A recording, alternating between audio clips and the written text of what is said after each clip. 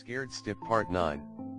Robert had had a worse temper than his brother, and had gone to great lengths to hide that from everyone, but when Jimmy had first come to stay with them, he had told them with childlike innocence how Daddy yelled at Mommy for not getting the dishes done, or Daddy shoved Mommy for moving his boots to the wrong spot.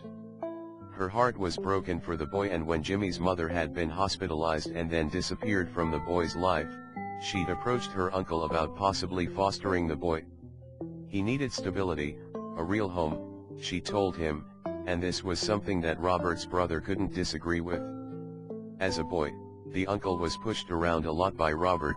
He'd been forced to cover for his brother's choices, usually with the threat of getting severely beaten if he didn't follow through. He'd very nearly become another of Robert's victims, too. But, as Robert's brother grew, his physique filled out and became more muscular, and he became determined not to let anyone push him around again. No one had known, but it was he who had gotten wind of Robert's plan to rob the drugstore, and he had called the police. He never told anyone, especially not his father Thomas. Thomas would have been heartbroken, and he knew that Robert's choices had all but destroyed Thomas's hope for his oldest boy. It was funny how his world had calmed down after Robert had gone to prison. All of a sudden, there were people who'd approached him, asking him how he was doing, and expressing how glad they were that Robert was gone. Robert's brother always felt strange about that. He was elated that Robert wasn't using his temper to get what he wanted anymore, but Robert was his only brother. It was odd, he thought, that he was so relaxed now that his brother was out of the picture, and odder still that so many were so happy about that. It certainly wasn't the picture he'd had in his head about spending time with his big brother as he got older, that was for sure. When Jimmy's aunt and uncle married and then brought him into their home to stay, Jimmy had been terribly sad, and understandably so. The boy was fiercely loyal to his father and to his home.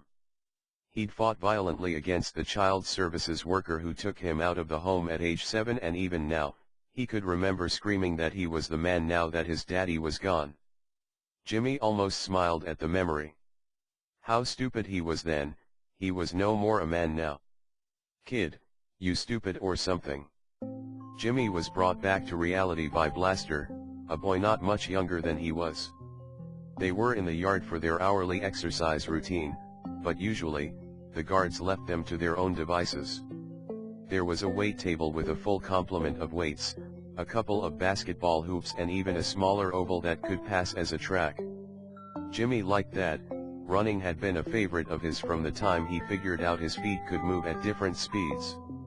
Blaster had been remanded to the detention center about a month ago, and immediately started asserting his authority by taking one of the other kids and smashing his head into the cinder block wall for looking at him the wrong way. Jimmy had been immediately wary. Fright had left about a week after he'd arrived at the detention center, after a couple of the other inmates had cornered him and broken his nose. All he could remember was the blood. He tried to stay to himself as much as possible after that. Blaster may have been younger than Jimmy, but he was at least the same height, with a squarish face and steel blue eyes that were Arctic cold. Jimmy had tried to find out what the kid had done to land here, but all he could gather was that he'd brutalized a couple of teachers at his school, landing them in a hospital for giving him a failing grade on something. He didn't even really have a name except Blaster, a name the kid had given himself because, he said, he had easy access to a bunch of explosives that he was going to use on the school and take all the haters out. He shook his head at Blaster but avoided his gaze. He'd learned the hard way that Blaster hated anyone looking at him directly. When he didn't say anything, though, Jimmy felt himself thrown onto the ground, landing there with a thud that seemed to shake the ground a little. As the fog cleared from Jimmy's head, he noticed the other kids beginning to move towards them, ready to egg Blaster on. It was a smart move, they knew, better to be on Blaster's side than not. He felt Blaster's broad hand squeezing around his throat. "That's my spot, kid," he snarled.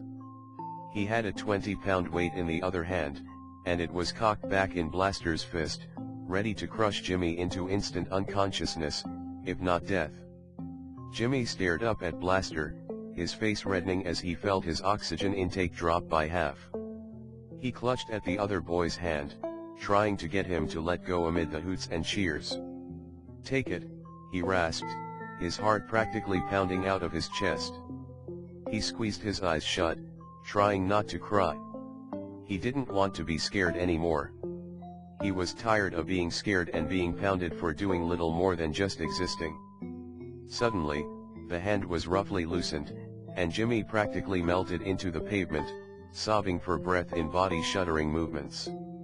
One of the guards hauled him roughly to his feet, grabbing him solidly by the shoulders. "You all right, Jimmy?" Jimmy smeared the back of a shaking hand under his nose and shook his head. His heart wouldn't stop racing, and because of it, he couldn't breathe right.